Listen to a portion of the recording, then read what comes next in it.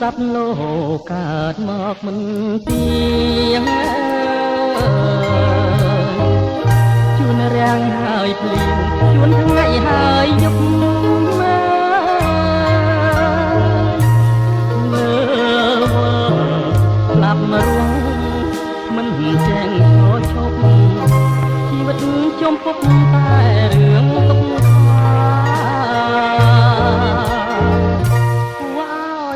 ចាវាសនានៃមនុស្ស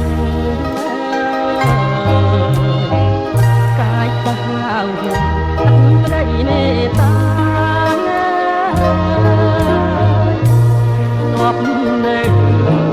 ព្រមរស់រីករាយនឹងគ្នាថ្ងៃនេះអូននេះចាស់លោកនេះហើយគួរឲ្យអនាគតជឿខ្លាចអរ៉ាអូនហើយវាសនាយើងអត់ក៏ស្រាយពេលនេះអូនស្លាប់ចោលងទៅហើយមានសង្ឃឹមឡើយបានជួបមុខគ្នាសូមមានណាខាត់អូនបានសោយសុខថ្ងៃនេះទៅមុខ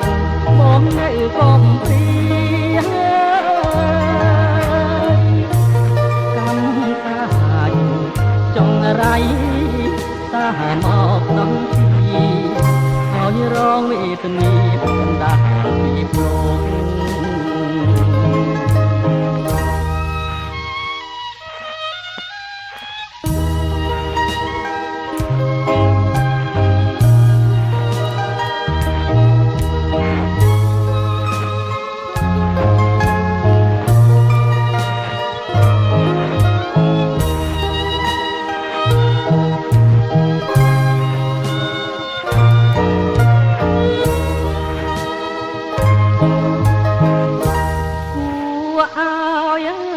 អនា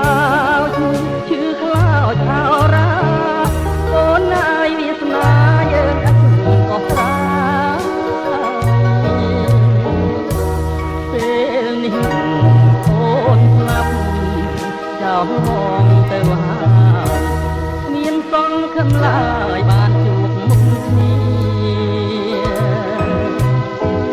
សូមមានណាខាត់អូនបានសោយសុខ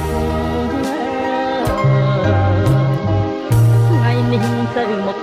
មកនៅកំព្រាកម្មកាចចង់រៃ